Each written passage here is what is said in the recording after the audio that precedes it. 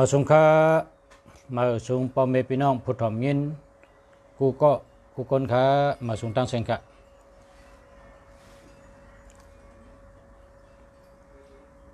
ทำได้เสียงกำกันเนาะมาสงค่ามาสงค่ามาสงค่า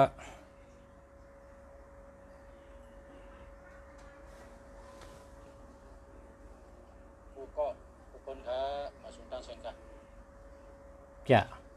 chậm lý ạ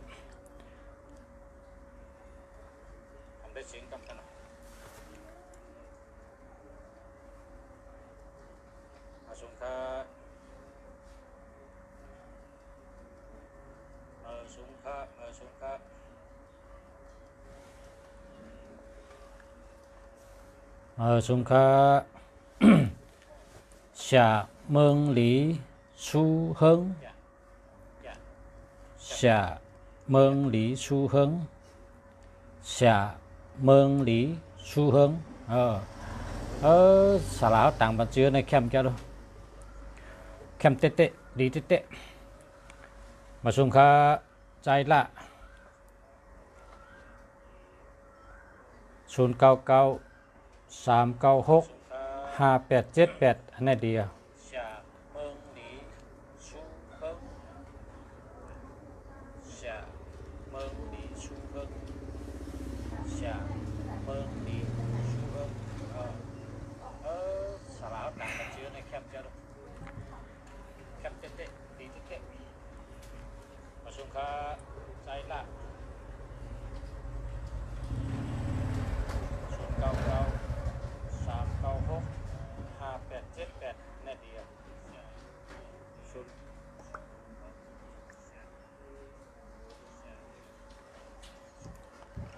อยู่ที่ไหนคะอยู่เชียงใหม่ค่ะอยู่เชียงใหม่เชียงใหม่เมืองไทยเมืองสุขวัติเมืองสุขวัติเมืองสุขวัติสุขในคำสะวัดดีอันว่านั้นดีกุมิวคำปาลีว่าสุขวัติสุขวัติเมืองดีดีกูมิวเชียงใหม่เมืองไทยเมืองสุขวัติเมืองสุขวัติ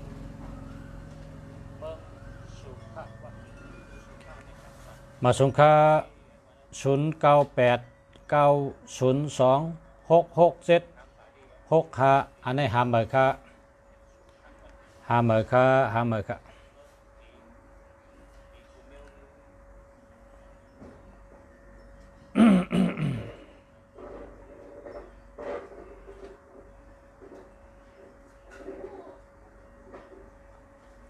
ออกค่ะขอบใจค่ะยินจมค่ะขอบใจค่ะ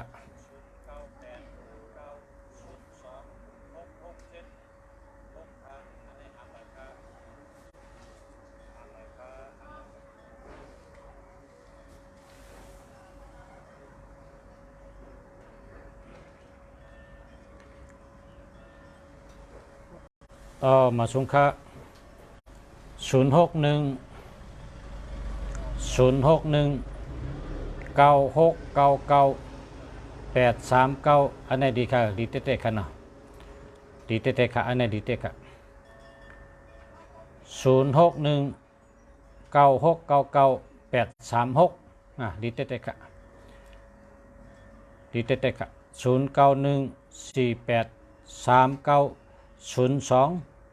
0914839020อันนี้หาเหมือนกัน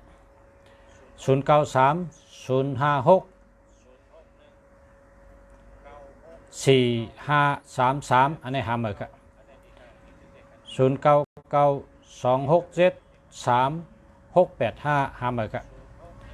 0633070138หาเหมือนกัน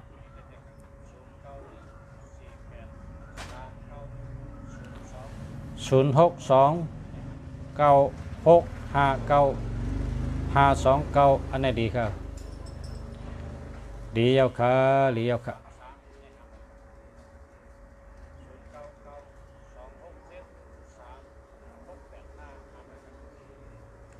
0942892018 2หาเมอค่ะ0633077038หาเมอค่ะหาเมอค่ะ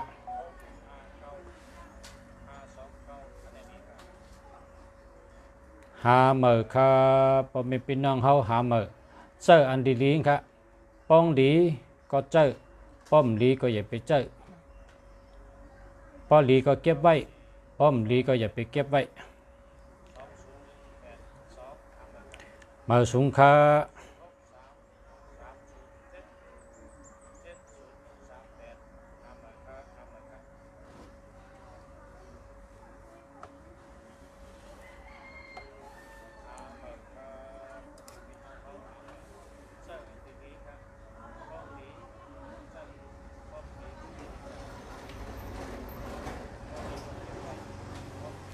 0827032644หาเมอค่ะเดลัยเจ้าเจิ้งฮือคาลาเจ้า1524367845545555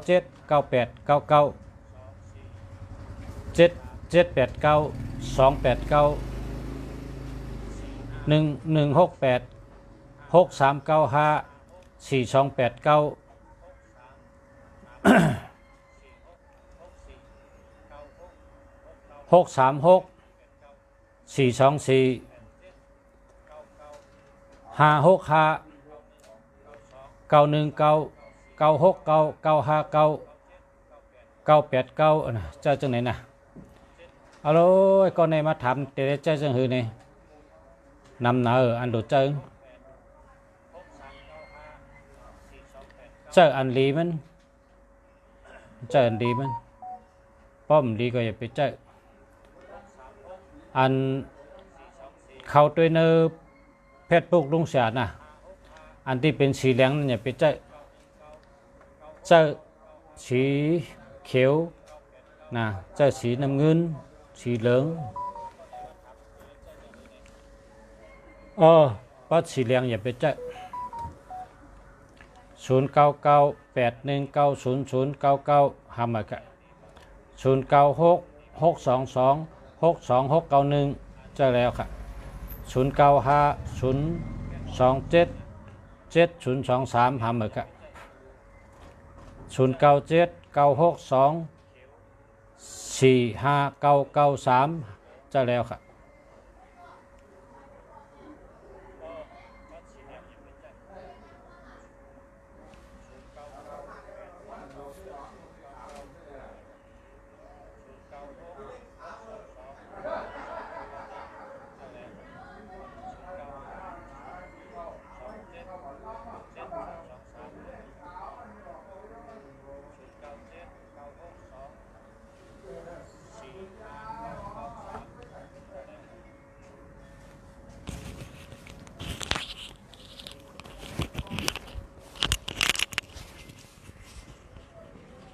096999903218ทำเหรอครับ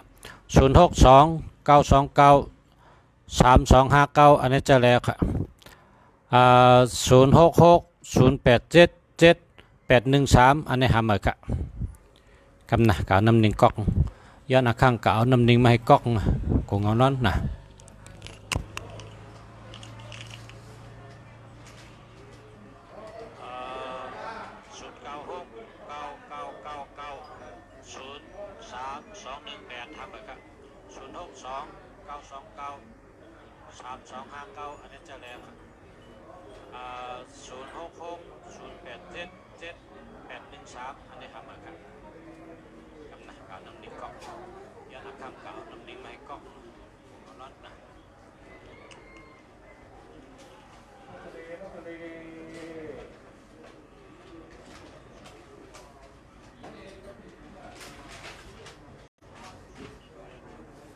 บอกอุ๊บ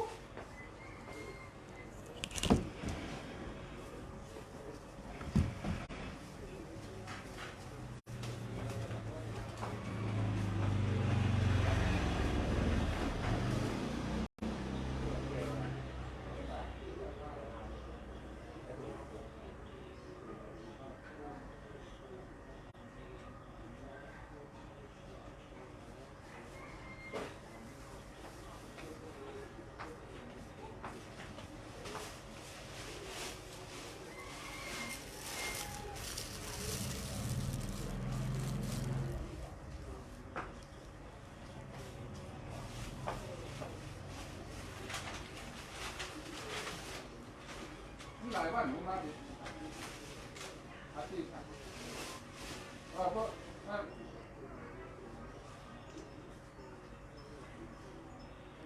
เพราะยืนกันได้2 ปีแล้วครับโอเคครับได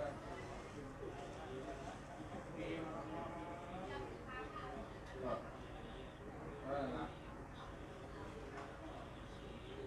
เอา2 อันนะพี่เนาะ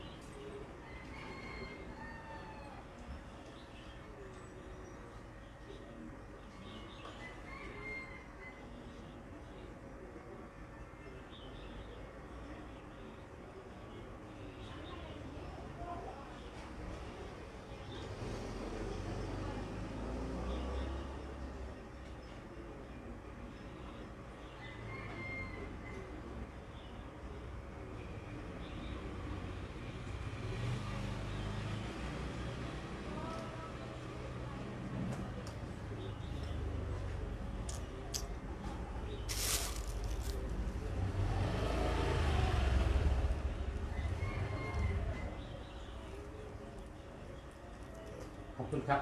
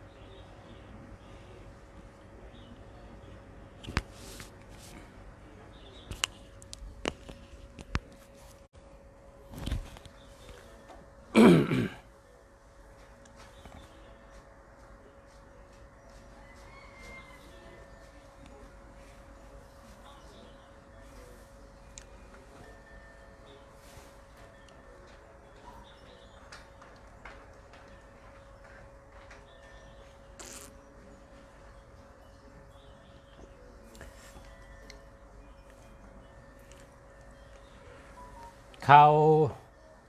ข้าวในนะเป็นข้าวหมอกไม่ต้องกีค่ะเนาะหมอกไม่ต้องกีหมอกไม่ต้องเหลืองหมอกไม่ต้องแดง อันคนหาเงินเขากูก็ปอวันจันเนเนี่ยวันจันเนก็ไรวันแองกาก็ไรวันอาทิตย์ก็ไรนะ3 วันนี่นะวันอาทิตย์วันอังคารวันเสาร์3 วันนี่หรืออะไรก็เก็บหมอกไม่ต้องอันหงนั่นหมอกไม่ต้องแดงหมอกไม่ต้องเหลืองเก็บมาไว้ครับ คนหาเงินกูก็นะเป็นเก็บเอาหมอกไม่ต้องเหลืองนะเก็บเอาหมอกไม่ต้องเหลืองหมอกไม่ต้องแดงมาสู้ไว้ตากแห้งๆพอตากแห้งเอาตำพองไว้หมอกไม่ต้องเหลืองหมอกไม่ต้องแดงตากแห้งตำพองไว้เป็นอิยาอาจุนกล้าขายดีเมตตาดีแล้วก็รัดต่อเปิ้นก็ต้องเฮานะพอเฮารัดสั่งเปิ้นก็ต้องเฮาเปิ้นลืมเฮา ลอกลายป้องเฮ็ดอิยาอาจุนยาเมตตาหลงนะหมอกไม่ต้องเหลืองหมอกไม่ต้องแดงหมอกคำตาล้ำหมอกสาวอันสาวปักให้แดงหยัดตกหมอกสาว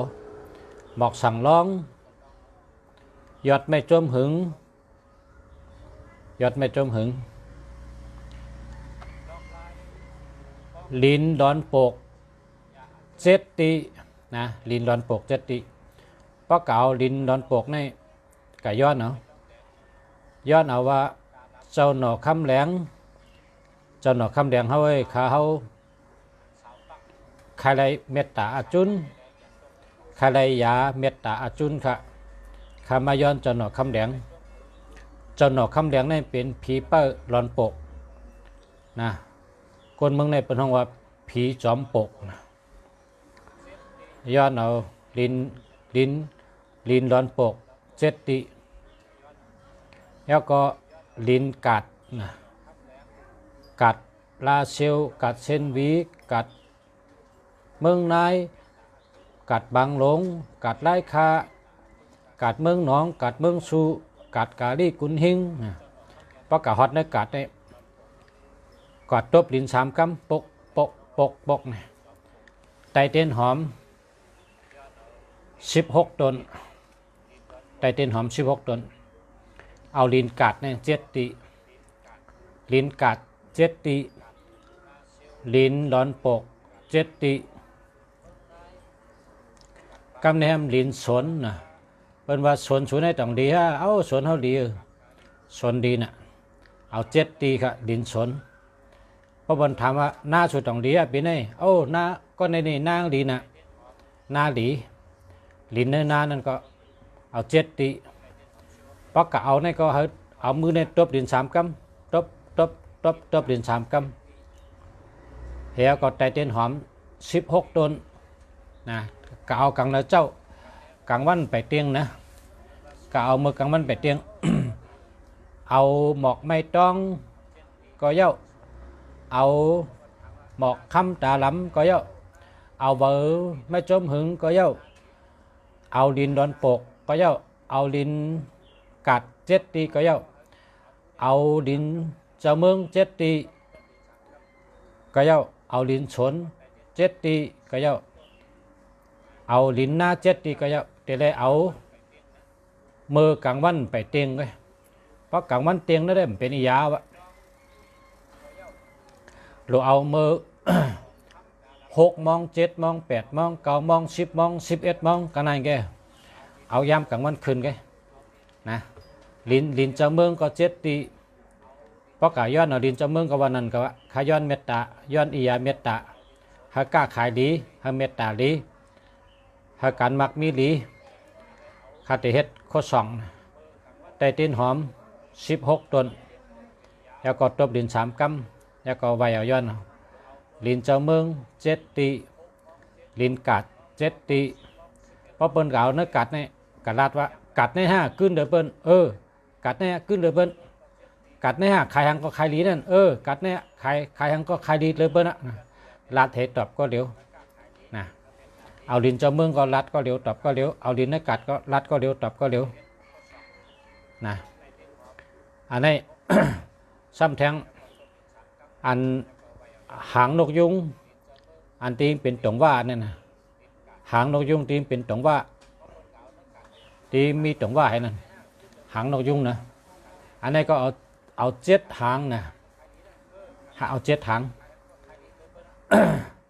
ปลายมาเนี่ยมาเอาหางนกยุงเนี่ยมาเผาไผ่ก็ขึ้นล้อกันหมดตั้งหมอกไม่ต้องแหลงหมอกไม่ต้องเหลืองหมอกคำหมอกสาวหมอกใบสังร้องหมอกเข้าวานะหมอกเข้าวาลิ้นหลอนปก7 ตีลิ้นกัด7 ตีลิ้นชนดี7 ตีลิ้นหน้าดี7 ตีลิ้นเจ้าเมือง7 เมืองปลายมายาบนมาตำล้อกันนะ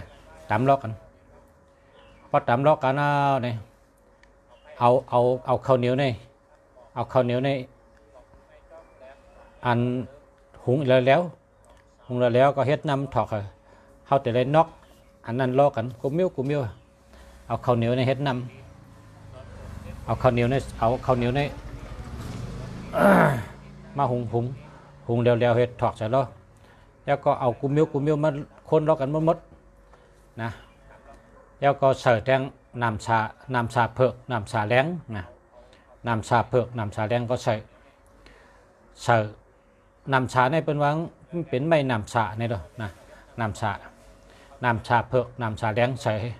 คนเอามาเฮ็ดเป็นก้อนเปิ้นเอา2 จับตัวเป็นอีหยาก้าขายดีอาจุนดีเมตตาลีลาดชังก็เป็นต้องเฮาเนี่ยวะอันนี้เป็นไล่ป้องอียาปุ่นตาช่องนะพอมีเหตุการณ์ด่านโฮมีมือเนี่ยก็อะไรเปิ้นเอาช่องไว้จับตัว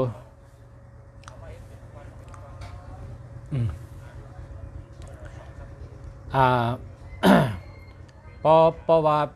คนเฮ็ดนั่นก็อันปางเหมือนจ้างมาจุกปันนี้นะปางเหมือนจ้างมาจุกปันนี้เหมือนจ้างก็ได้เหมือนเจ้าก็ได้ปางเจ้าเขาเจ้ายานเจ้าเปิ้นเอาเมตตาสุขจุกปันนี้กาลานิยะเมตตาสุขอันนั้นเปิ้นเอานั่นจุกกาลานิยะเมตตาสุขเอาจุก3 กำนะกาลานิยะเมตตาสุขรอดใช้ก็เฮ็ดเป็นอาช่องนะเฮ็ดเป็นโคช่องอันนี้ช่องไล่ไผ่เมตตานะช่องไล่ไผ่เมตตาไผ่หาเงินไผ่ลาดชังก็เป็นต้องเฮานั่นน่ะนะบางปอกเพราะเฮาลาดกะได้เปิ้นน้ำต้องเฮาน่ะเปิ้นนาเฮาก็เปิ้นต้องกามเฮาก็เปิ้นต้องจังเปิ้นว่าเอาหมอกไม่ต้องเหลืองหมอกไม่ต้องแดงเนี่ยมาเฮ็ดอาจุนเปิดไกว่าต้องน่ะต้องน่ะในนั้นน่ะพอเฮามีโคช่องไม่ต้องเหลืองหมอกไม่ต้องเหลืองหมอกไม่ต้องแดงนี่ข้าวนี่เป็นข้าวหมอกกับข้าวนี่เฮ็ดอาจุนช่องไว้มันพิษชังอันนี้มันพิษเผอเป็นอาจุนดีเมตตาดีแกเมื่อเขาอยู่ที่เมืองเขาได้มีหมนเจ้าใน3 จ้องนะหมนเจ้า3 จ้องเขาคำลาดเอาว่าเป็นจ้องเลยได้นะเพราะเขาลาดว่า3 จ้องในก็อ่านเจออันยำเฮ็ดก็เขาฮู้จักว่า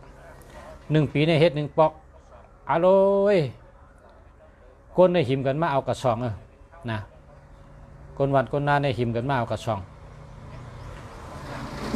พอเขานอกเป็นก้อนเอาเนี่ยตักแห้งเอาเนี่ยเอาช่องไว้ก็ก้อนช่องไว้จับตัวนะอันนี้เป็นยาอาจุนดีเมตตาดีก้าขายดีลาดทางก็เป็นต้องเนี่ยนะลาดทางก็เป็นต้องเนี่ยอาติเป๋เนี่ยให้เป็นต้องเขา เฮาเปิ้นต้องกำดัดเฮาเปิ้นต้องนาเฮาเปิ้นต้องความดัดกำจ๋าเฮาน่ะจังว่าหมอกไม่ต้องเหลืองหมอกไม่ต้องแดงเนี่ยเปิ้นเอามาที่หนึ่งอันนั้นเอานำให้เปิ้นนะหมอกไม่ต้องเหลืองหมอกไม่ต้องแดงแล้วก็ยอดไม่จมหึงไม่จมหึงนี่เพราะเปิ้นสร้างสุรสติเปิ้นจัดยาช้ำยาจ้ะนี่เปิ้นเลยก็ไว้กังเนเจ้าหมอก8 โมงจ้ะนี่8 โมงเนี่ย7 โมง8 โมงเนี่ยเปิ้นก็ไว้ที่ไม่จมหึงเปิ้นว่าย้อนเมตตาอาจุนไม่จมหึงแต่เอามือจัดยาช้ำยาแต่มือสร้างสุรสติแต่มือ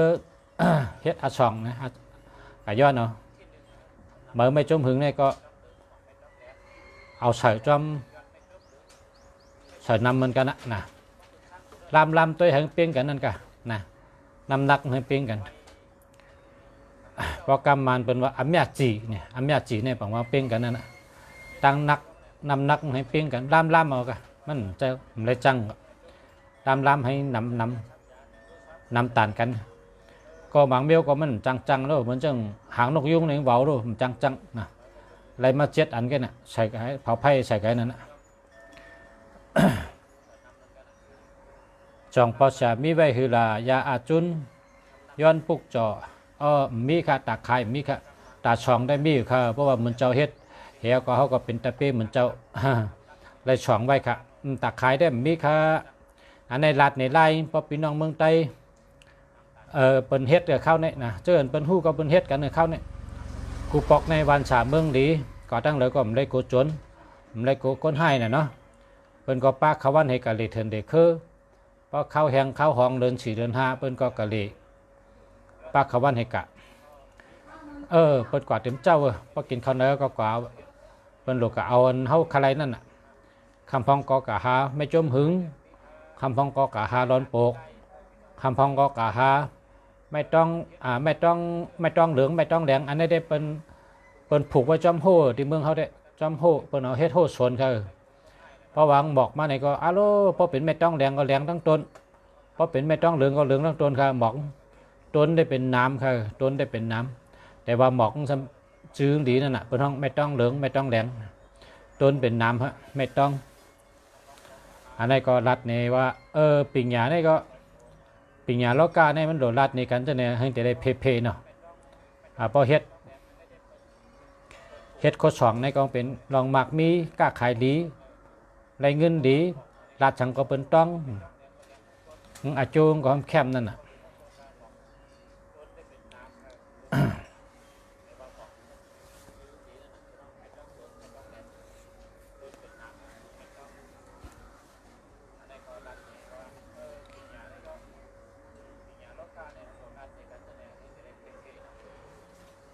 รายรัดเนี่ยว่า เพราะว่าเจนจามาหลายวันนะว่าข้าวในเป็นข้าวหมอกไม่ต้องกีแต่รัดเนี่ยพอมีพี่น้องเขาเจออันอยู่ที่วันสาเมืองดีเมืองกัดเมืองเย็นนะเจออันเป็นมีข้าวยำก็เฮ็ดโคช่องบ้องไปช่องไปเจอนั่นน่ะเนาะ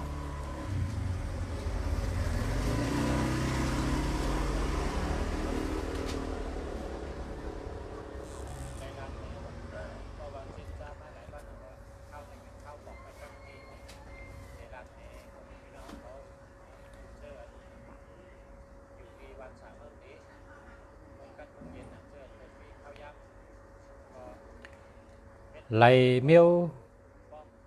เหลหานั่นไหลนาคือสองปอชามีอยู่โย เข้าในปัญหาค่ะเข้าในปัญหาเป็นเข้าเป็นป้องค่ะเข้าในออกแข้งนะ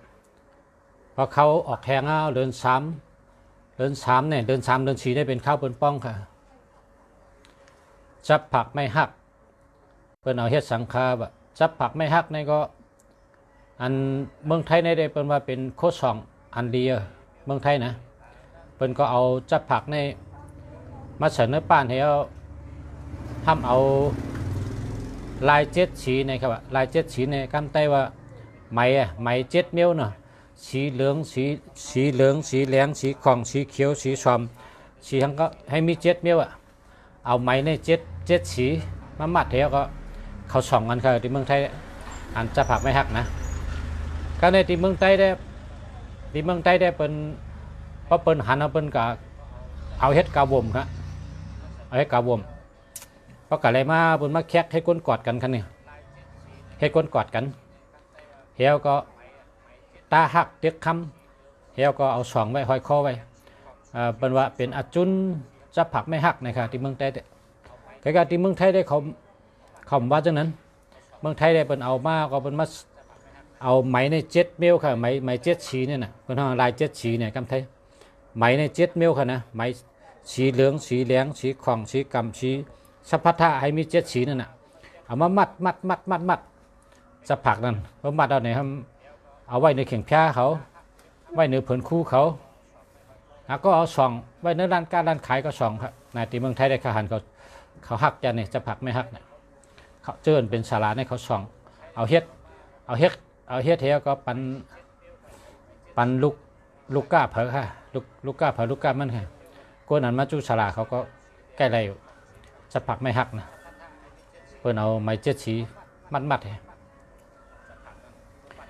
ใกล้ๆที่เมืองใต้ได้เพิ่นนำเอาเฮ็ดกาวมพอไรมาเพิ่นก็แคกเฮ็ดก้นกอดกันพอแคกมาเนี่ยมาตาหักก็เตียกคำพอเตียกคำเอาเนี่ยเอา2 จับตัวไว้เป็นว่าจะผักไม่หักในอาจุนดีในครับว่าเมืองไทยได้แต่ที่เมืองไทยเนี่ยทำใจว่าอาจุนนะเป็นเมตตาคำเดียวนะนายก็ตั้งหยุ่มยำเมืองในเมืองเนี่ยก็หยุ่มได้หยุ่มเหมือนกันใกล้กับสองเอาพอ2เอาแต่กว่าก็ไล่ๆนั่นแหละเพราะทางเมืองไทยได้ว่าอาจุนเนี่ยบอกว่า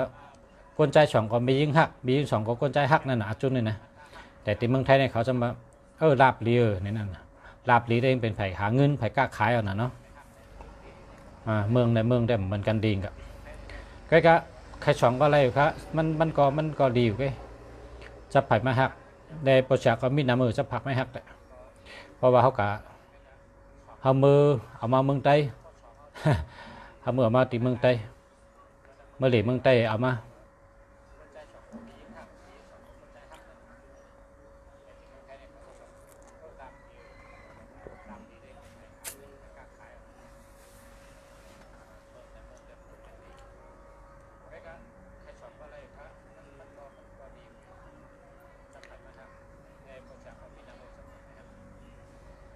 09699579682อันนี้เดียว682ดีเนี่ยดีจ้าเนี่ย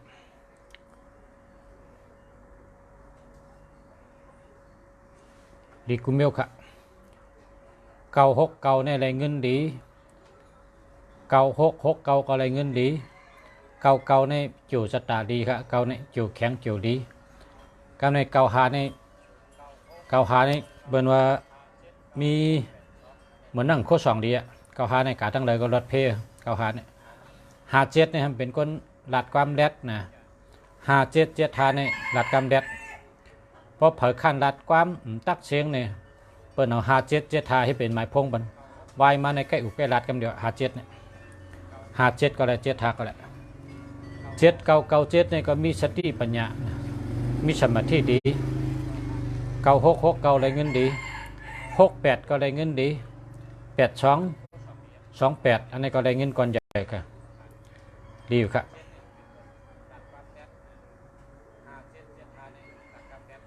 มาสงค่า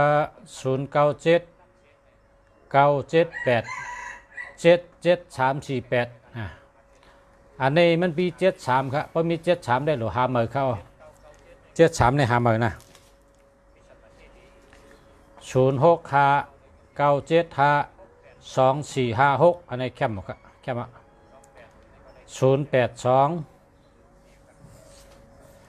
349 4686อันนี้ก็แคมหมดครับเดียวครับ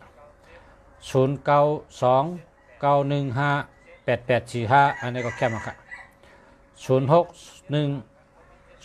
061ก็24574442อันนี้มี12ก็หาเมอ06453848836อันนี้แค่มาค่ะเจอแล้วมาสงค่าประชาให้อยู่ดีมีเงินอายุยืนยาวหางหลีกึกปืน เชกัมค่ะขอบใจค่ะเยี่ยมชมค่ะสาธุค่ะสาธุสาธุสาธุเหมือนกันค่ะอายุดีกินวันอายุยืนยาวเหมือนกันค่ะเนาะสาธุค่ะ092448 458เจ้าแล้วค่ะอ้ออ้ออะไรอ่ะอันโอนเงินมาเนี่ยภาษาไทยประเทศนี้ก็ได้แต่มีไร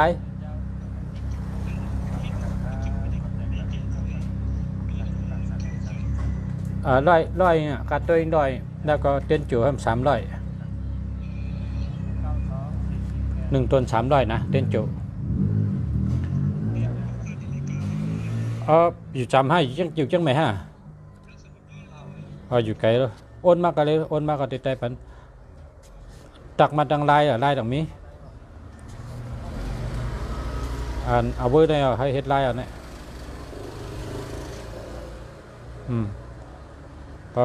พอตักมาดังลายก็เอาทัดปุ่งส่งมา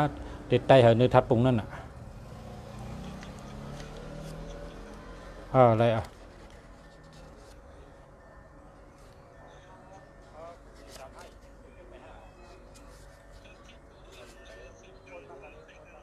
เจอ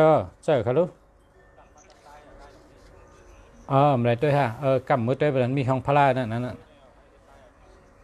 ชื่อว่าเฮ้ยค่ะกำมือตัวนะตัวเล็กถ่ายทอดสดตั้งแต่นะค่ะใจรู้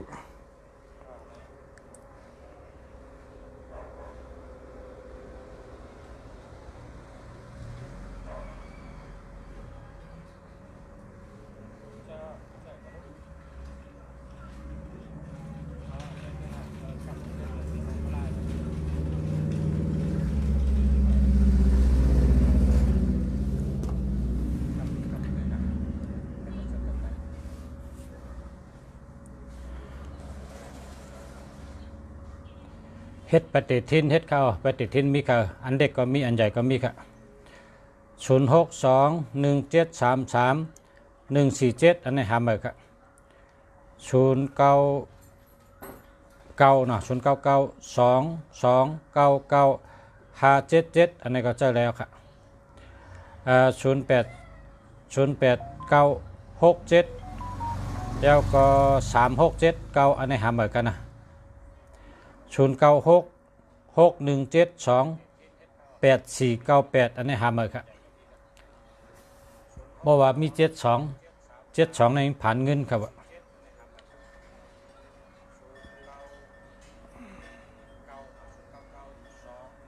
0989677177อันนี้หามาครับ0644563495อันนี้เจอเลยค่ะเรียวค่ะ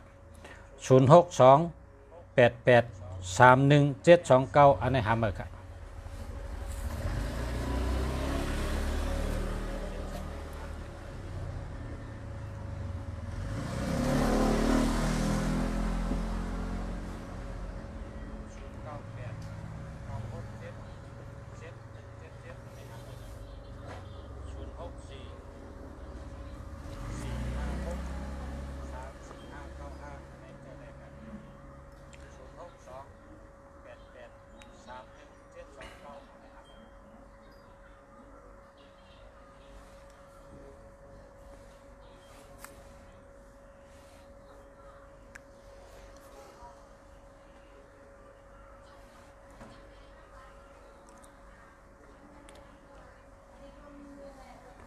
0634491557อันนี้เจอแล้วค่ะ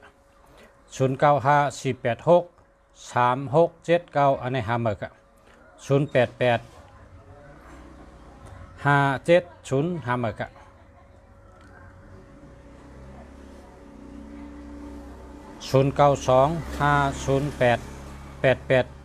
092508889522หามาค่ะ0804819799หามาค่ะเพราะว่ามี81ค่ะเนาะ81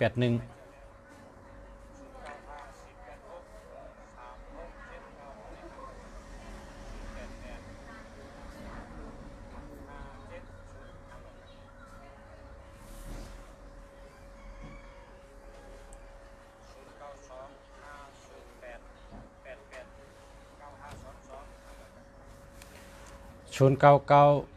328 8833จะแล้วค่ะ094 614 9351จะแล้วค่ะ094 981 6070ทำเลยค่ะ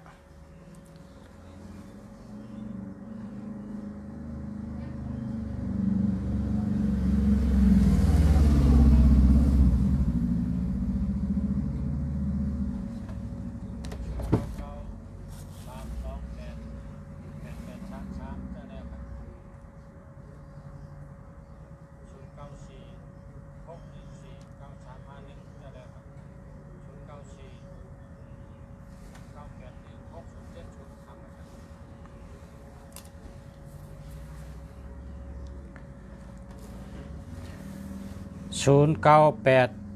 788 335494อันนี้จะแล้วค่ะ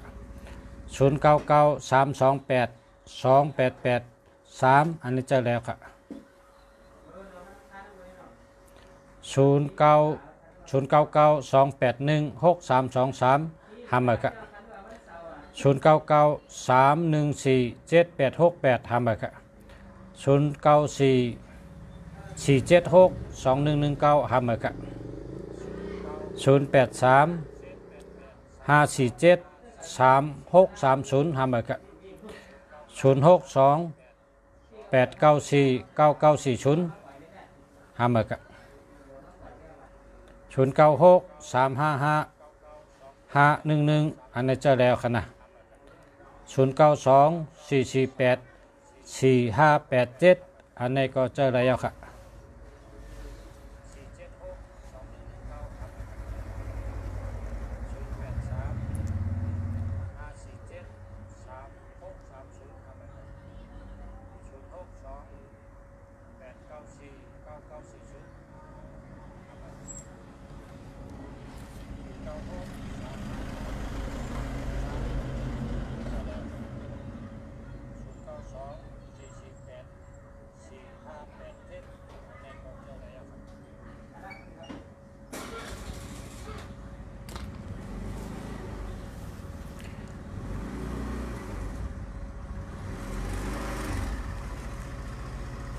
093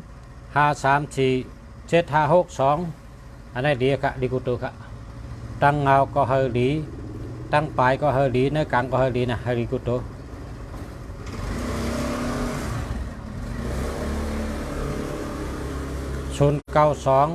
535 93561อันนี้ดี065 661 9614อันนี้ก็ดีแค่083 874 6862อันนี้ก็ดีครับ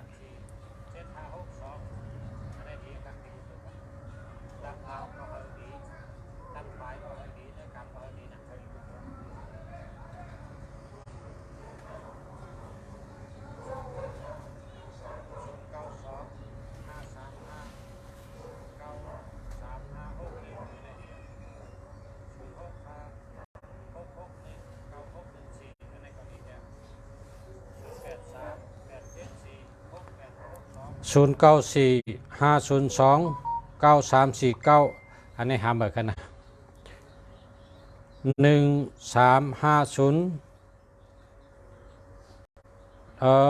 มันเต็มเบอร์โทรมานะเบอร์โทร064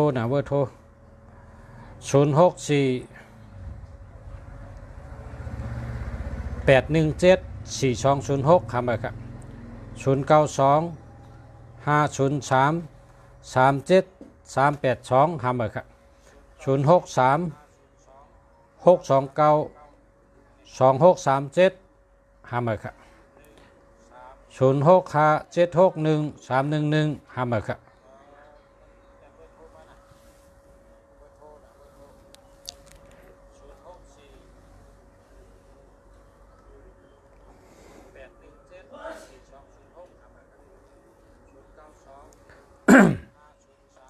080 698 4480ทำมาครับ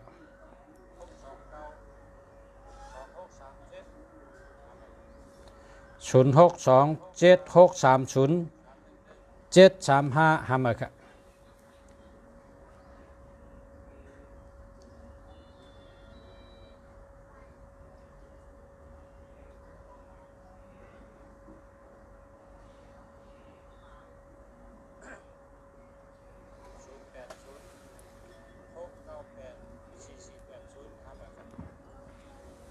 0991543525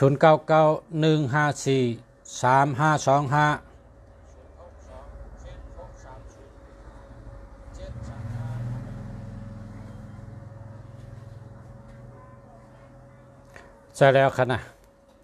0992943968อันนี้ก็ใช่แล้วครับ0627857544อันนี้ก็ใช่แล้วครับนะ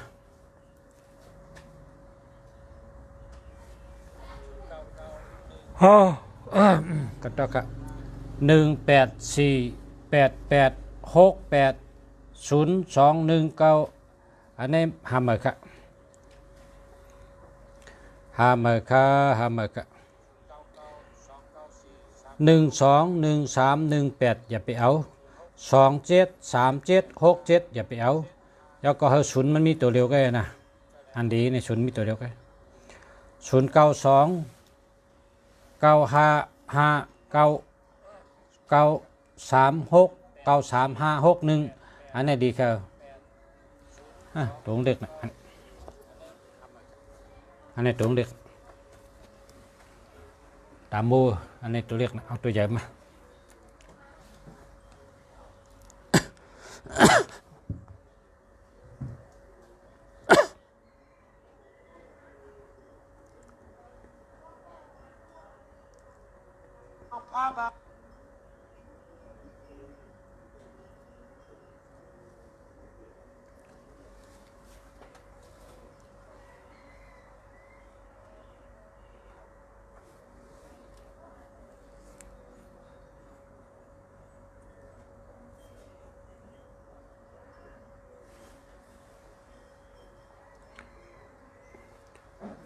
0947455451อันนี้ดีครับเจอแล้ว0824439448อันนี้ดีครับเจอแล้ว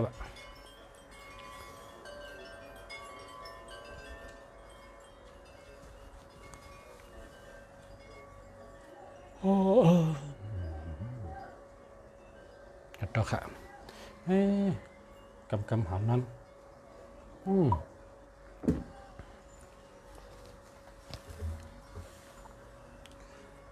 0858875414อันนี้เดียว0882886824อันนี้ก็เดียว7896899489อันนี้ก็เดียว0895576362หามาครับ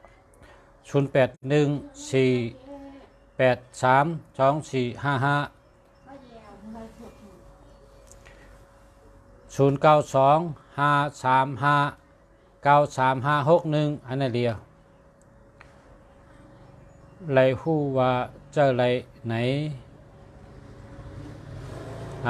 ในยินดีนำค่ะเจอแล้วค่ะแค่0925359351อันนี้แค่ค่ะเจอแล้ว0926527074หามาค่ะยินจมค่ะเฮาพอเสียเฮาอยู่ดีมีเงินใช้กำค่ะเหมือนกันค่ะสาธุค่ะสาธุให้อยู่ดีมีเงินเหมือนกันค่ะ094599502828หามาค่ะ0926527074หามาค่ะ09614614597997นะจะแล้วค่ะ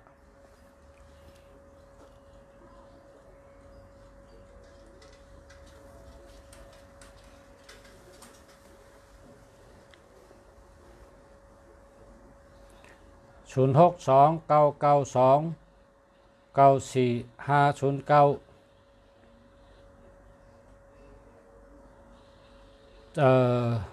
จะแล้วนะจะแล้ว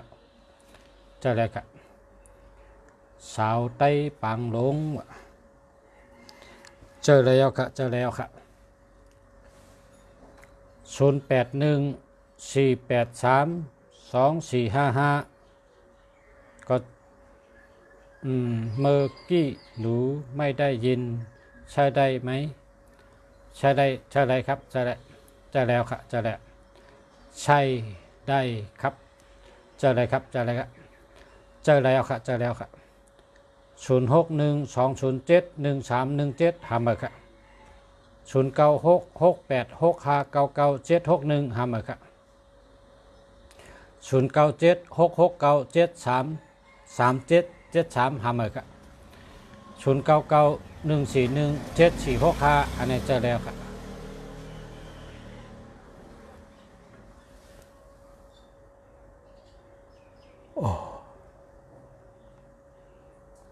0816715065หามาครับหามาครับหามาครับ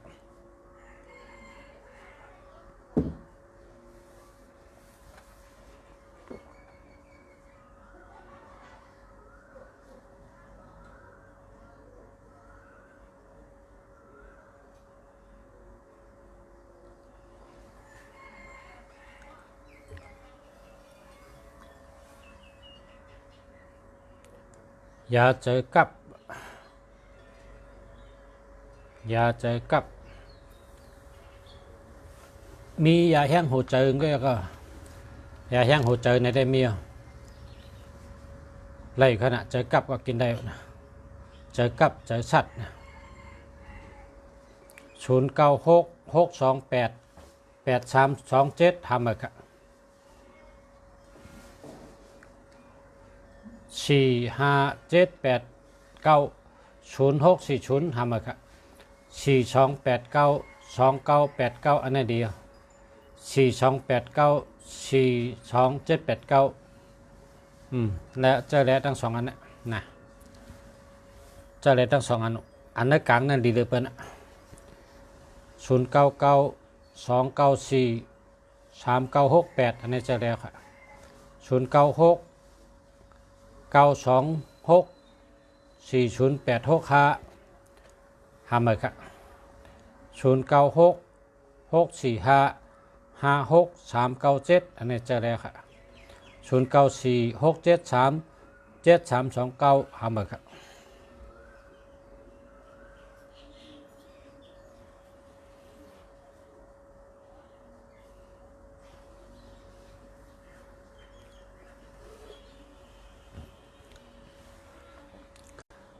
0653636344จะแล้วค่ะ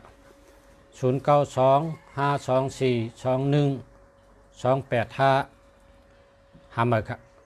0627489725หามาค่ะ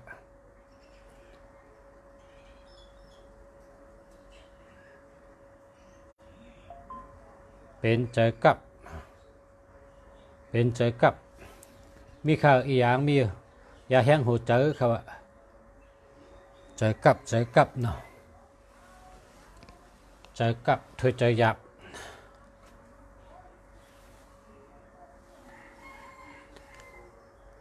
โอ้กันต่อค่ะเพราะใครคือกินเจ้งลุงฉากคือกินมือว่างมือว่ามือซึ้นอ่อนตั้งมือซึ้นกิน3บรรทับกันอันนั้นได้คือมีโหขาว่าอิ่มคิมหลำกระชายขาวข้าหอมแล้วก็หักข้านะหักข้าเขียวเนี่ยข้าเขียวอันนั้นเป็นเอามุงเฮินเนี่ยหักข้าในเกาหลีกันนะเพราะมีเจก็เอาหักข้าไม่เดี๋ยวคือกินก็แหละหักข้าก็คุดเอาหักข้าในมาล่างเข้มล่างเข้มแล้วก็ขึ้นคือกินหักข้าค่ะนะข้าอันเป็นเอามุงเฮินนั่นข้าเขียวนะเอาหักมันคือกิน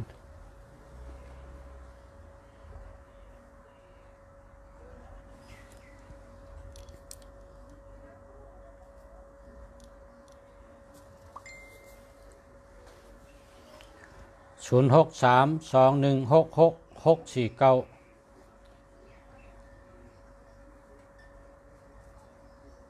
หามาครับ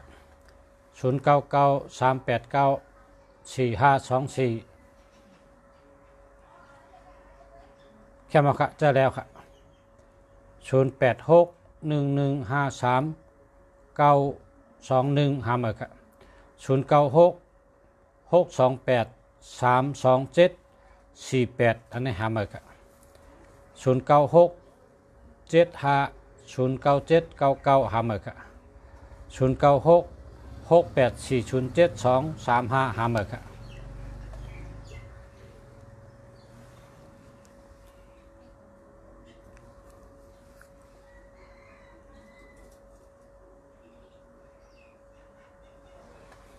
0627489725หามาค่ะ27ก็มี72ก็มีเนี่ยอย่าไปใจหามาค่ะนะ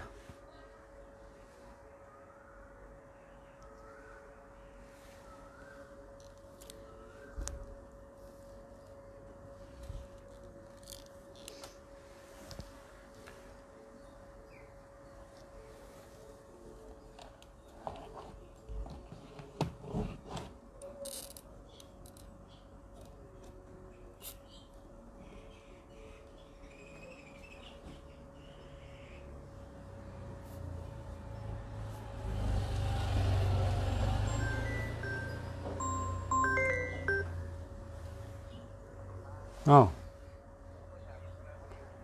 อยู่เชียงใหม่ค่ะ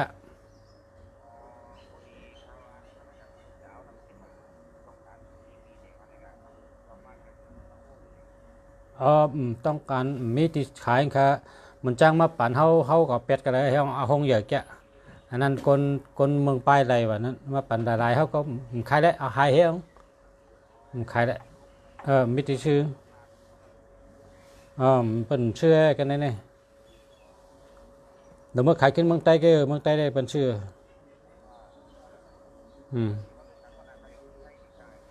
นั่นน่ะผู้ที่ขายเนาะอ๋อค่ะมาชมกันเอาค่ะ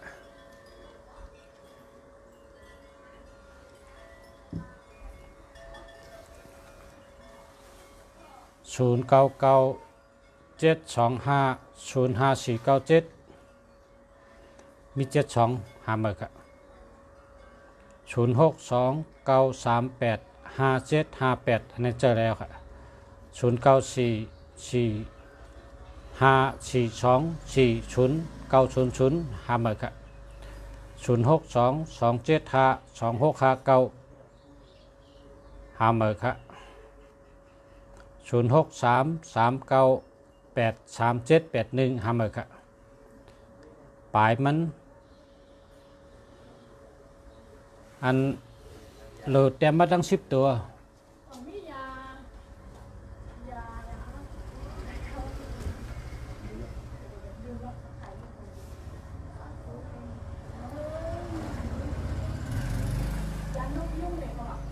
นกยุงมีค่ะมอละมันเชวะนั้นใครนำฮะ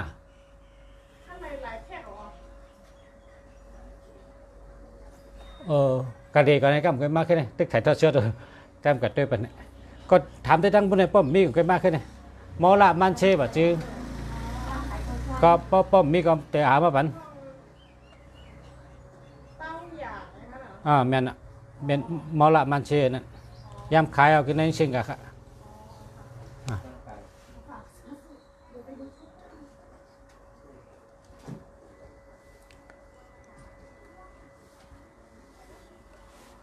มาสูงค่า0628103733หาเหมือนกันนะ0942822458หาเหมือนกัน0823604406หาเหมือนกัน0807430157หาเหมือนกัน0965076093หาเหมือนกันเพราะก็ซื้อใน50มันมีตัวเร็วก็เพราะก็ซื้อมา50มันมีตัวเร็วแล้วก็121318อย่าไปเอา273767อย่าไปเอานะมีกันไหนนะ 0800อันไหนอ่านเนี่ย0942865885อันนี้จะแล้วค่ะ094289789116จะแล้วค่ะ097898222487อันนี้แล้วค่ะจะแล้ว0928811241อันนี้หามาค่ะ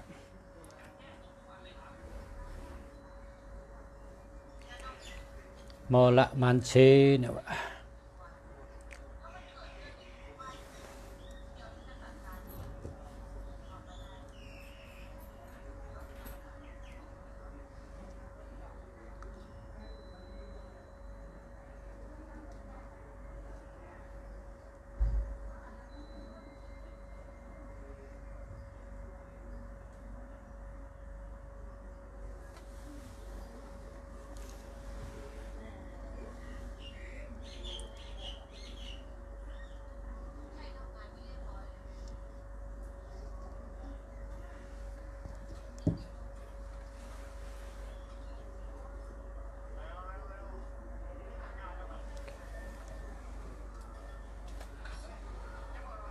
0649581944อันนี้หามากันนะ0984482378อันนี้หามากันเพราะสุเจ้ากับชื่อในนะ0ให้มีตัวเดียวแล้วก็121318อย่าไปเอา273767อย่าไปเอานะเช่นในอย่าไปเอาแล้วละเพราะว่าลุงสาวว่า21อย่าไปเอานะ21 12มันก็เหมือนกันนะมันไรมันจับกันก็อธิเปงเหมือนกันนะ12ก็มันไร21ก็มันไร18ก็มันไร81ก็มันไร13ก็มันไร31ก็มันไร27ก็อำไร72ก็อำไร37ก็อำไร73ก็อำไร67ก็อำไร76ก็อำไรอันนี้ก็ให้พอมีพี่น้องพุทธมีน้องเขาทำให้ป่องเจอให้ได้เตรียมไว้ ประกาศชื่อก็ตัวทางกุ้ยว่า2มี5อันที่เป็นว่าห้ามเจอนั่นพอมีก็เขาอย่าไปตักเสียงก็หาทางที่เหมือให้นี่กันนะ121318อย่าไปเอา273767อย่าไปเอานะเย้าก็0ให้มีตัวเดียวกัน0977998443อันนี้เจอแล้วค่ะ0874829934เจอแล้วค่ะ0629538767ทำเลยค่ะ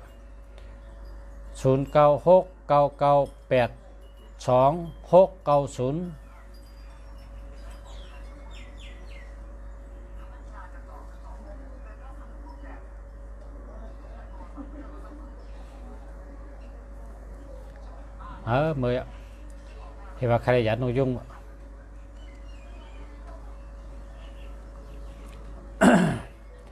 ศูนย์เก้าสี่สี่แปดเก้าสองเก้าเจ็ดแปดเก้าอันนี้เดียว0853873116หามาค่ะ0983275494อันนี้มี27ค่ะหามาค่ะ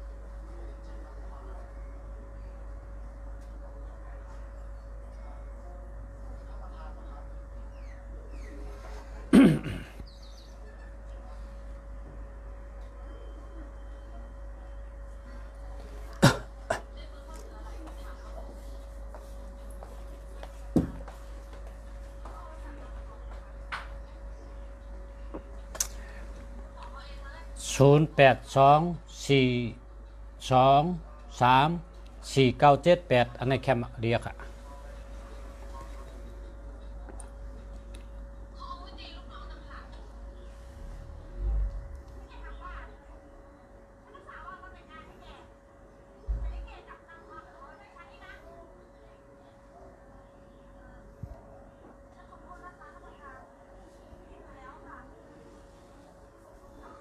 วันนี้มีคุณโยมท่านหนึ่งถามเข้ามาว่า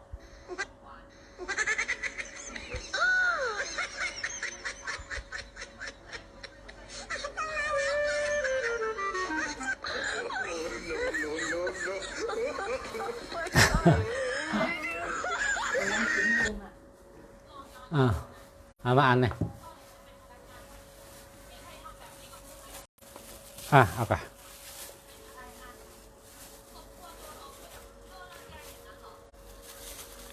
กินข้าวเค้ก กินข้าวเค้กค่ะข้าวเค้กข้าวเค้กข้าวเค้ก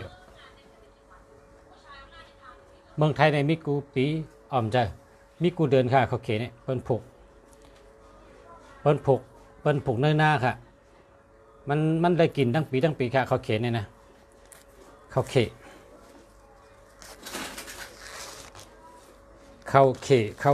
นะเป็นกำไตว่าข้าวเค้กมีอยู่บางตีเป็นห้องว่าข้าวผ้าเนี่ยวะก็การตั้งเขาได้ห้องข้าวเค้กนั่นนะได้ดวงแล้วข้าวเค้ก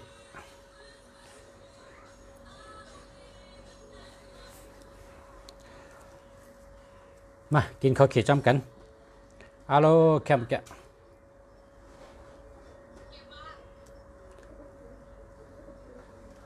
0991820768ทำเลยครับ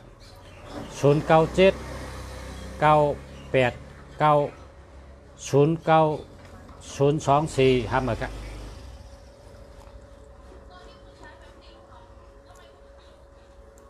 ปอชะก็หมอเกี่ยวนางเก่าน้อนะครับครับเพราะใกล้โขในหนุ่มครับเพราะใกล้โขในหนุ่มครับกำไทยวะให้โขกวนครับให้หมอโขกวนเพราะโขในหนุ่มครับเพราะใครหนุ่มเราหลบโขกวนนะกำมาในว่าโตเกี่ยวจะเกี่ยวโตหนุ่มในว่าความมันนะเช็คเปียวกูนุ่เนาะ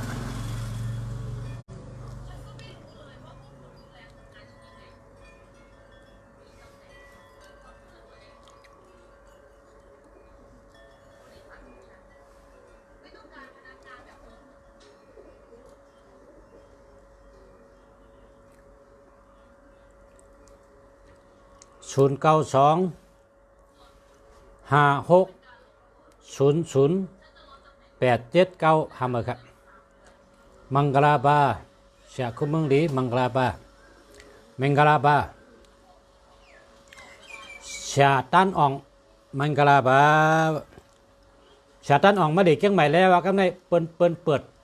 อย่างก็เปิ้นผุยโคตากิเลียกก็ตากิเลียกเมืองใต้นะตากิเลียกเมืองไต้เมษายเมืองไทยเป็นผุยโควะมาเล็กจังไหนเลยขี่เครื่องบินที่ลาเซียวให้มาน่ะคนเมืองสูเขามาคนเมืองสูเขามาเล่ลุงเสียให้เขาขี่เครื่องบินที่ลาเซียวเดี๋ยวก็มาลงจังไหนนี่นะเขามาเมื่อไหร่ขึ้นเมื่อไหร่เขามาเล่เขามาคนไรก็ พี่น้องลาเซียวก็มาพี่น้องเมืองสูก็มาเขาว่าเขาขี่เครื่องบินมาลุงเสียกำเขาเมื่อขึ้นออกในวะมาเมื่อไหร่พอปีตันออกมาก็ขี่เครื่องบินที่ลาเซียวแล้วก็มาลงเชียงใหม่ขึ้นขี่เมื่อลงลาเซียววันเดี๋ยวหอเทินขึ้นมาไว้พระเชียงใหม่เปิดห้องว่า100 เมตรสปีดนี่เนาะ100 เมตรสปีด0925678367ห้ามเลยครับ0956978628อันนี้แล้วครับจากแล้ว จมเตะเตะเย้าขะนี่กองจำมางวยปอเมียป่าเจมาชุมขะยินจมขะขอบคุณขะขอบใจขะ0992818196อันนี้หามาขะ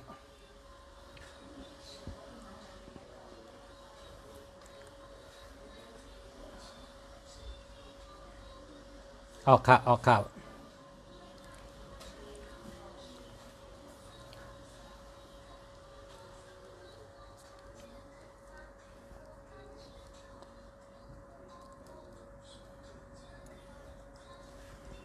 09255677079หามาครับ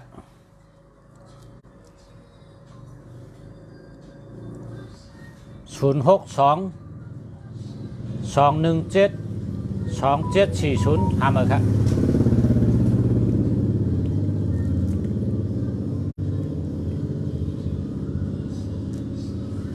094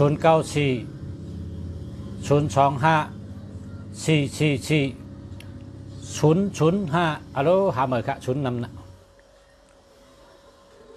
ขอซื้อมาหาศูนย์มีตัวเดียวไงน่ะก็ซื้อมาหาศูนย์มีตัวเดียวแล้วก็มาซื้อที่ลุงแสกก็แล้วลุงแสกขายรู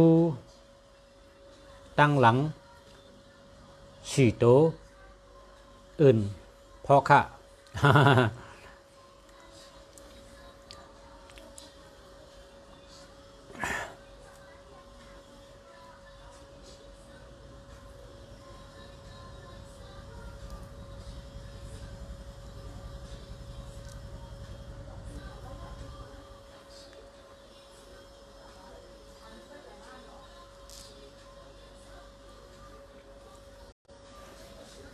09957443438อะไรจะแล้วครับ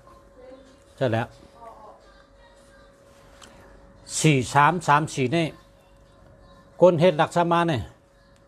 หลุดเจอคนเห็ดหลักสมาเขาหลุดมีแห้งเมื่อต่อยไม่น่าตักเนี่ย4334นี่คนเจอแห้งตูแห้งคิงแห้งตีนแห้งมือนะ097-781-54-109อันนี้หามาครับ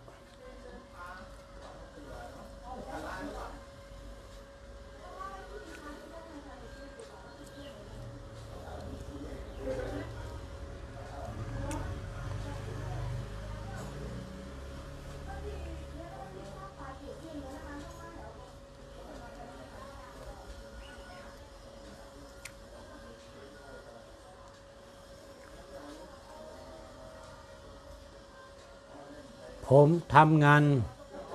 ขับรถต้องใช้เบอร์อะไรถ้าขับรถใช้959นะ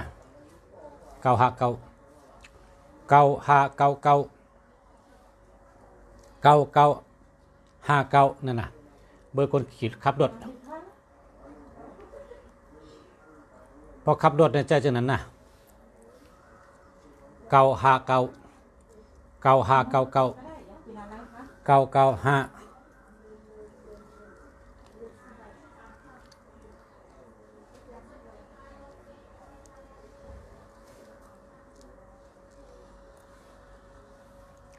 ปกติหอกาเนี่ยว่ามึงถามขาหอกาเนี่ยว่าพอหอกาเนี่ยใจเวิร์นเด้อเนี่ยว่าปกติหอกาเนี่ยหลุดใจ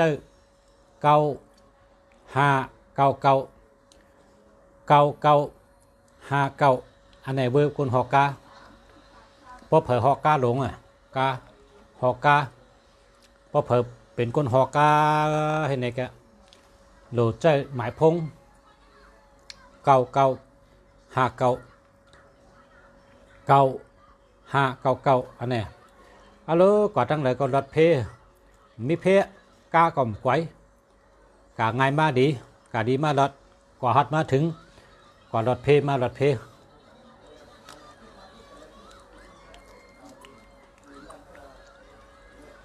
มีเงินมีคำมีกินมีเจอ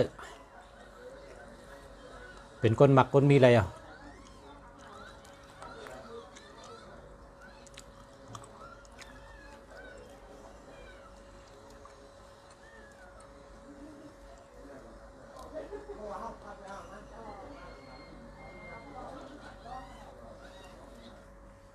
คนวันศุกร์อาชากเช้า3ปีในจองจังปอกที่อาชากเช้า8/16 8/16มี4 ทั้ง3มี7 1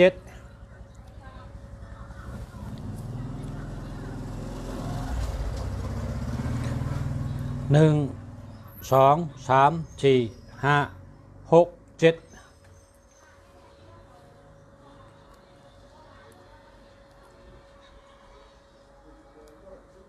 จังปอกอ่ะจังปอกอ่ะ09685430666อันนี้เต็มหรือหามือ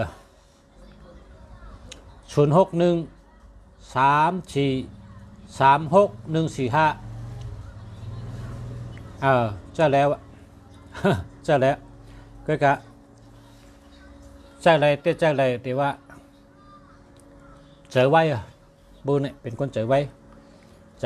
อแก้มต้อใช่เจอพิษจะลำไง095126815ทำมาครับ09687069176อันนี้หามาครับ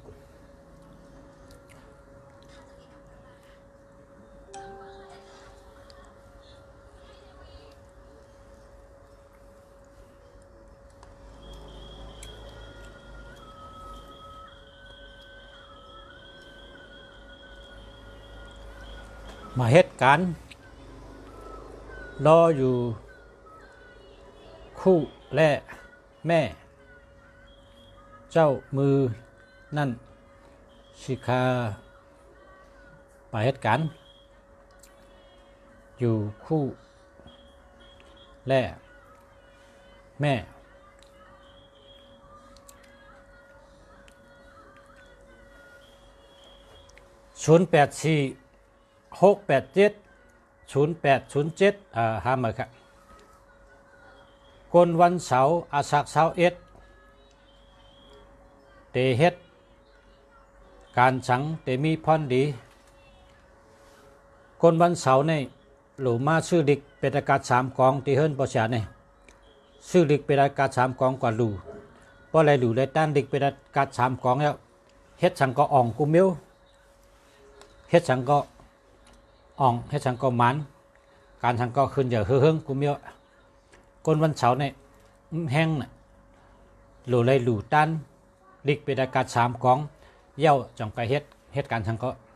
มันแต่เลยอ่องมันแต่เลยมันมันแต่เลยขึ้นอย่าเฮือง0805300410หามาครับ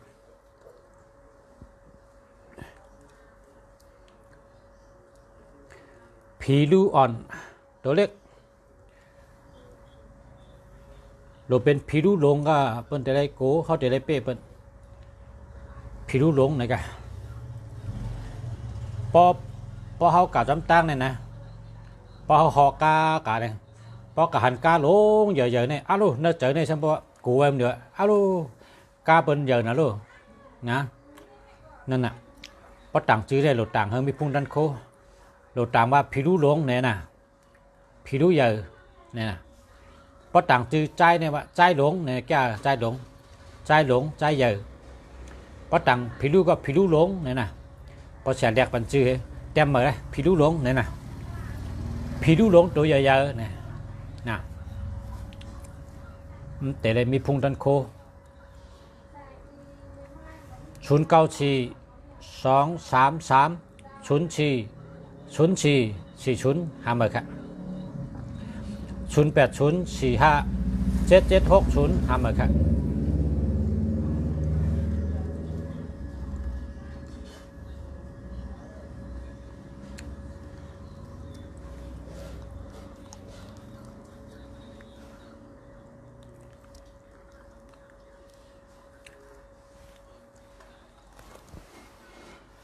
คนต่างจือนี่ต่างแก่ๆนะให้แคบๆมีคนกองเป็นหัวหน้าชึกเปิ้นฮักทนเปิ้นยุกยองทนมันจือว่าทุนแมตนายเนี่ยว่าจืงเข้มน่ะทุนก็ทุนแมตก็แมตนายก็นายทุนแมตนายเนี่ยว่าเอ้าจืงเข้มน่ะจืงเข้มคนฮักก็นำน่ะคนจ้อยก็นำน่ะคนปันแห้งก็นำน่ะนำกัดก็เข้มน่ะเนี่ยก็ว่าจืงเข้ม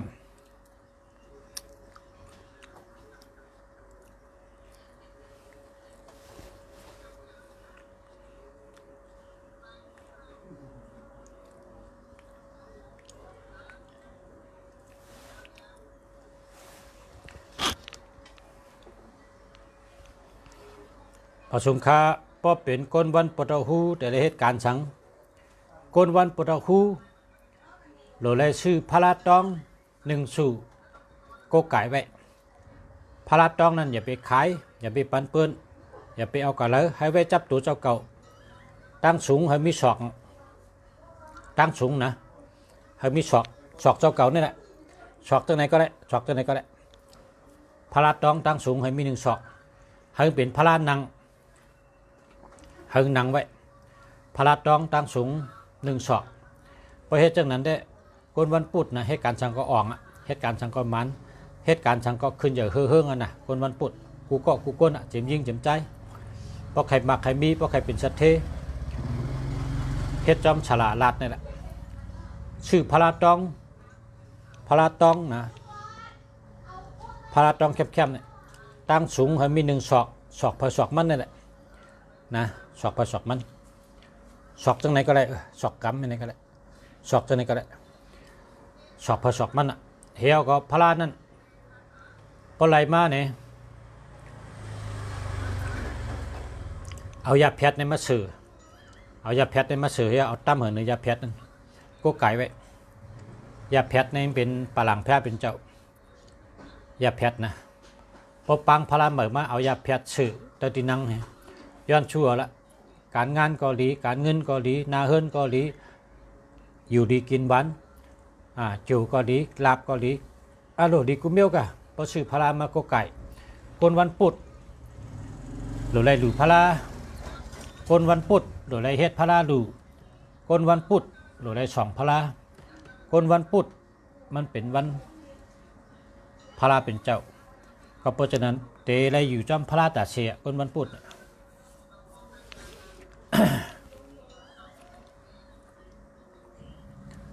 0814809041ห้ามเหรอครับ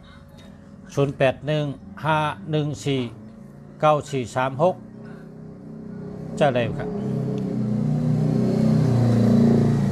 0823868807ห้ามเหรอครับยินจมนำค่าปอชะมาชงค่ะยินจมค่ะน้ำพึ่งมาชงค่ะเมาไต้มาชงค่ะนางขินยีนางขินกีเนี่ยนะนางขินยีมาชมค่ะสาธุ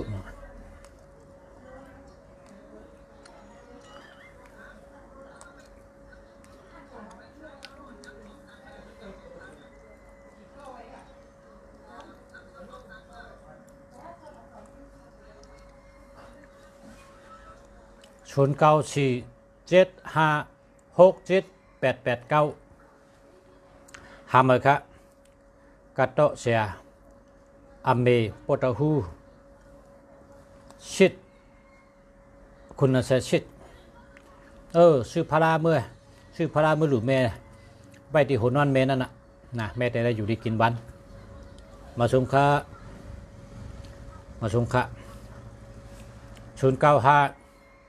0955149859อันนี้เดียว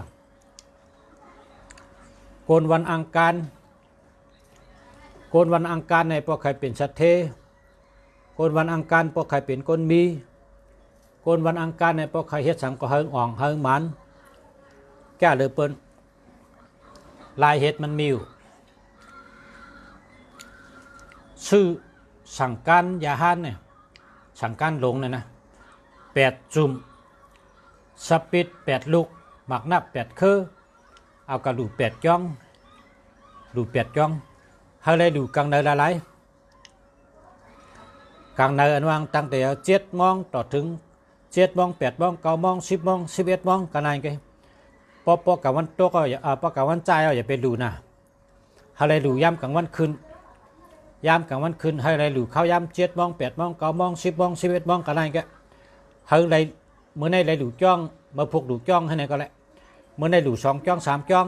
มาพกกับดูแทงให้ไหนก็แล้วก็ให้เลยดูต้านให้เตรียม8จ้องสั่งการ8จุ่มหมักนับ8คือสปิด8ลูกหยาดน้ำนะหยาดน้ำคนวันอังคารเนี่ยนะเพราะไก่ซึกก็เป็นปู่หลวงเปิ้นเป็นเจ้าขุนเปิ้นเป็นผู้นำเปิ้นเพราะว่านักขัดเขาเป็นซึกเลยคนวันอังคารเจอฮัดเจอหันเป็นคนแรดเซลเป็นสั่งซีไก่นอนเห็นนอนอันวันนั้นคนวันอังคารในพวกไก่ซึกเนี่ยแกมแต่ได้กินเปิ้นเนี่ยแกมหมดตาเสียจังหวะเป้เปิ้นตาเสียไก่นอนเห็นนอนเป็นวันนั้นคนวันอังคารเนี่ยเหตุการณ์มักมีก็แก่น่ะเหตุการณ์ซึกก็แก่น่ะปกชุกอันที่เชียงรังกำนำนักกำพาเป็นคนวันอังคารน่ะปกชุกในวินก็เกิดวันอังคารน่ะปกชุกในวินเนี่ย ปอเป็นมันเมเป็นเขเด้อปอไม่เขเมเป็นมันนะปกชุกในวินเอาตายเจ้าพาตายเนี่ยเอาตายน้ำเอาตายน้ำน่ะก็ปูวังเป็นคนวันอังคารคนวันอังคารเนี่ยปองเลยเฮ็ดซึกไปไหนได้อ้าวโลมันเป๋เป็นหมดอ่ะมันแรดน่ะใส่มันเนี่ยมันวัวหนูตัดเดียวเอาตายเป็นที่ละมันปาเจอปาตูปาเจอปาคอเฮ็ดทางก็ยาพวกปาเจอปาตูเนี่ยมันเป๋เป็นนะเป๋เป็นมันหลุดเลยปาตูปาเจอใส่เจอใส่คอคนวันอังคารพวกใครดูสั่งการ8จุ่มสปิด8ลูกหมักนับ8คือเหตุการณ์ทางก็อ่องกุมิวเหตุการณ์ทางก็อ่องกุมิวการขึ้นใหญ่มาชงนักการขึ้นใหญ่เฮืองเป็นคนหมักคนมีเป็นชัดเทเป็นผู้นำเปิ้นเป็นพวนโหเปิ้นเป็นโปเด้งเปิ้นเป็นไม่เด้งเปิ้นไล่กูเกาะ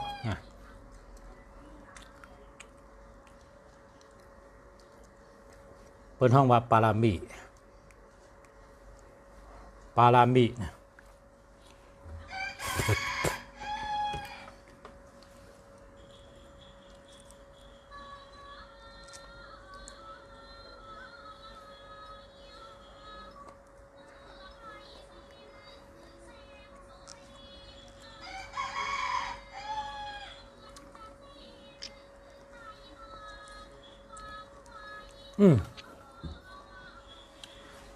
แล้ว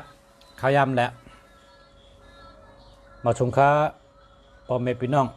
ผู้ทำยินกูเกาะกูก้นมาสูงตั้งเส้นค่ะย้อนให้อยู่ดีกินหวานเหตุการณ์ขึ้นใหญ่มาสูงอยู่ดีมีเงินห่างดีก็คุณกูเกาะกูก้นตั้งเส้นค่ะมาสงค่ะ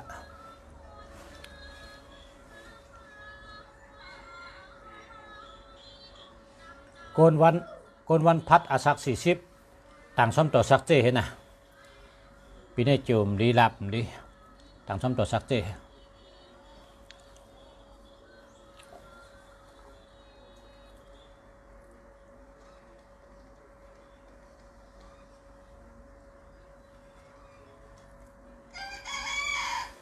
โกนวันพัดอาศัก43ตอนนี้ลำบากกว่าซื้อหมอกโม19 ลงเอาหมอกโม19 ลงเอาเจเฮ็ดเอาก็แล้วเฮ็ดเอาก้อยก็เร็วก็แล้วเอาหมอกโม19 ลงนั่นใส่ในมือแล้วก็กระเล็บกองมูที่ใดก็แล้วเมื่อพ้องเล็บกองมูในหรอดอิติปิโสภะคะวาอะระหัมสัมมาสัมพุทโธวิจาสารณะสัมปันโนสุขโตโลกวิตูอนุตตโรปุริสะธรรมสารถิสัทธติวะมนุสนัมพุทโธภะคะวาติสวากาโตสุปฏิปันโนว่าฉะนั้นเรียบกองมู3 หอบโป๊กเตรียม3 หอบว่าเอาหมอกโมนชูเจ้าเฮ็ดนั่นอันชูเจ้าปาไว้ในมือนั่นเอาดูไว้ที่กองมูนั่นก กว่าเฮ็ดวันแก่ชะปะเตกว่าเฮ็ดวันพัดกลางเนเจ้า7 โมง 8 โมง 9 โมง 10 โมง 11 โมงนะในข้าวยำนี่แหละก็เฮ็ดมือตาวัดคืนนี่สู่เจ้าแต่ได้มีกินมีใจขึ้นได้มีเงินมีคำขึ้นกำเดียว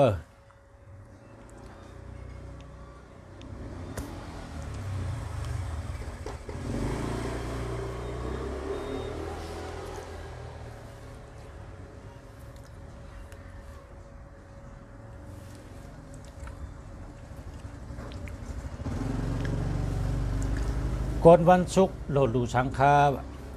โกนวันศุกร์นี่โหลดได้เฮ็ดห่างผีเป้าศาสนาหาเฮงนะท้าวเวสสุวรรณเฮ็ดชูเยาเยอะเฮ็ดดูไว้ที่จอง1จองใน1สูนะเฮ็ดได้1จองใน1สูเฮ็ดท้าวเวสสุวรรณเฮ็ดชูเยอะเฮ็ดดูไว้ที่จองนะ1จอง1สู1จองก็ได้6จองก็ได้21จองก็ได้นะเฮ็ดห่างเจ้าท้าวเวสสุวรรณหลู่ติจองเฮ็ด1จองใน1สู1จอง1เจ้า1จอง1เจ้าก็